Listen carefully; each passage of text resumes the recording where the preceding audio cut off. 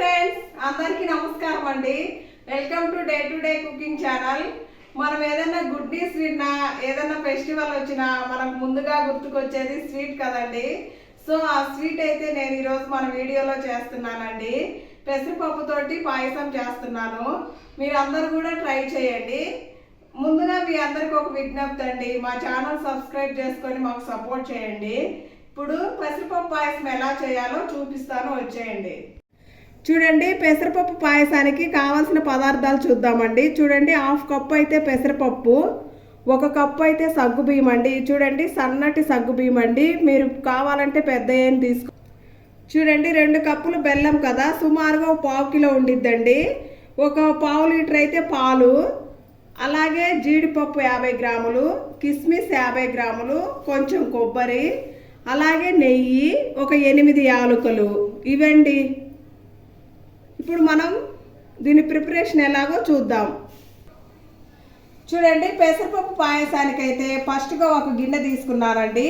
దీంట్లో అయితే పెసరపప్పు వేసుకొని చూడండి 2 టైమ్స్ కడుక్కున్న తర్వాత ఇప్పుడైతే మనం దీంట్లో వాటర్ పోసుకోవాలండి.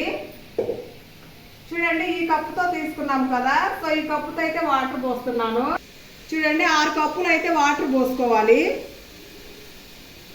1 2 3 4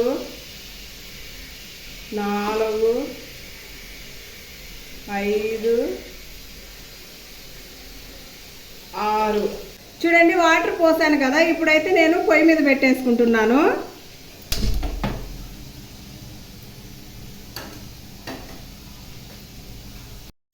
చూడండి, మూత పెట్టుకోవాలి. ఇలా మూత పెట్టుకోవడం వల్ల త్వరగా కుక్ అయిపోతుంది. చూడండి, పెసరపప్పు అయితే కుక్ అవుతుందండి, పొంగొచ్చింది. చూడండి, పాలు అయితే పొంగొచ్చాయి కదా, ఇంకా ఆపుకొని పక్కన పెట్టేసుకోవాలండి చల్లారే వరకు.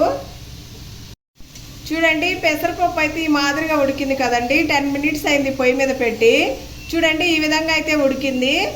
ఇంకా పలుగ్గానే ఉందండి. ఇంకో 10 మినిట్స్ అయితే ఇది కుక్ చేసుకోవాలండి. ఈలోపు మనము జీడిపప్పు కిస్మిస్ కూడా వేయించుకొని పక్కన పెట్టుకుందామండి. చూడండి, జీడిపప్పు కిస్మిస్ వేయించుకోవడానికైతే 2 స్పూన్ల నెయ్యి వేసుకుంటున్నానండి. ఇలా 2 స్పూన్ల నెయ్యి వేసుకొని చక్కగా వేయించుకోవాలి. చూడండి, నెయ్యి అయితే హీట్ అయిపోయింది. ఇప్పుడైతే ఫస్ట్గా కొబ్బరి వేస్తున్నానండి. ఎండు కొబ్బరి సన్నగా కట్ చేసుకున్నది.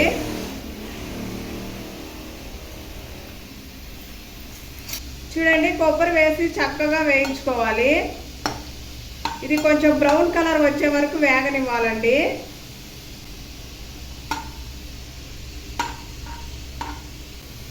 చూడండి, ఈ విధంగా బ్రౌన్ కలర్ వచ్చింది కదా, ఇప్పుడైతే నేను జీడిపప్పు వేస్తున్నాను. జీడిపప్పు కూడా కొంచెం కలర్ వచ్చే వరకు వేయించుకోవాలండి. ఒక 1 మినిట్ వేయించుకోవాలి. చూడండి, ఈ విధంగా వేగింది కదా, ఇప్పుడైతే కిస్మిస్ వేసుకోవాలి.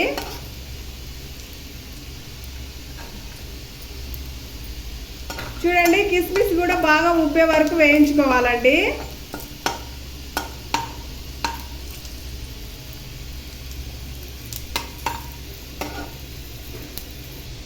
చూడండి, కిస్మిస్ కొబ్బరి జీడిపప్పు బాగా వేగిపోయాయండి. ఇప్పుడైతే స్టవ్ ఆపేస్తున్నాను. చూడండి, మనమైతే ఇప్పుడు సగ్గుబియ్యాన్ని నానబెట్టాలండి. ఈ సగ్గుబియ్యం అనే ఈ పెసరపప్పులో ఒక 5 మినిట్స్ ముందు వేస్తామనగా నానబెట్టుకోవాలి.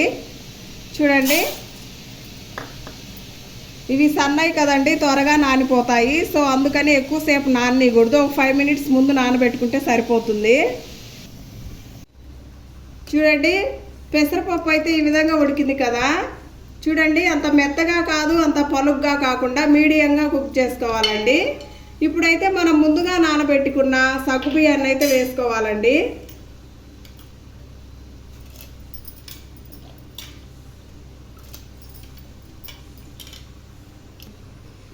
చూడండి, సగ్గుబియ్యం వేసి చక్కగా కలుపుకోవాలి.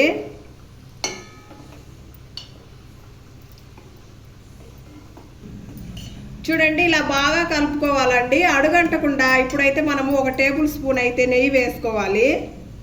ఇలా నెయ్యి వేసుకోవడం వల్ల అడుగంటకుండా చక్కగా కుక్ అవుతుందండి. చూడండి ఇప్పుడైతే బెల్లం వేసుకోవాలి.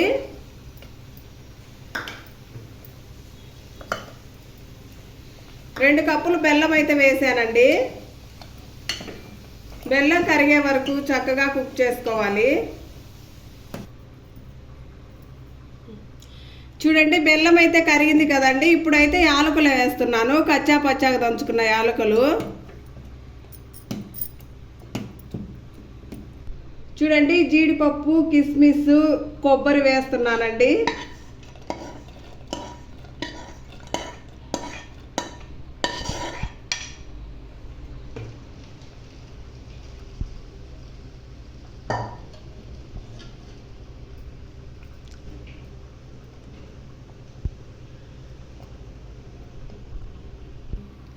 చూడండి వేసాం కదా, బాగా కలుపుకోవాలండి. చూడండి ఇప్పుడైతే పాలు పోసుకోవాలండి. పాలు ఇష్టం లేని వాళ్ళైతే అలాగే తినొచ్చండి, పాలు స్కిప్ చేసేసుకొని. చూడండి ఇలా పాలు పోసుకొని చక్కగా చూడండి ఈ విధంగా వచ్చింది. చూడ్డానికైతే చాలా బ్యూటిఫుల్గా ఉందండి, కలర్ఫుల్గా.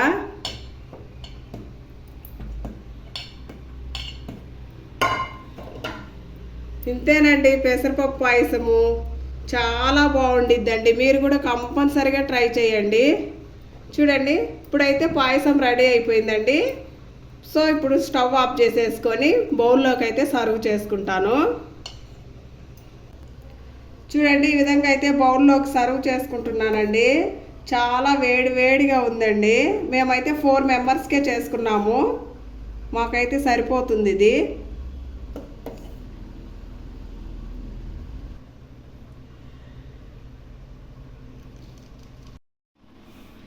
చూడండి బౌల్లోకి అయితే సర్వ్ చేసుకున్నాను కదా. ఇప్పుడు దీని టేస్ట్ ఎలా వచ్చిందో మీకైతే తిని చెప్తానండి. చాలా కాలిపోతుందండి.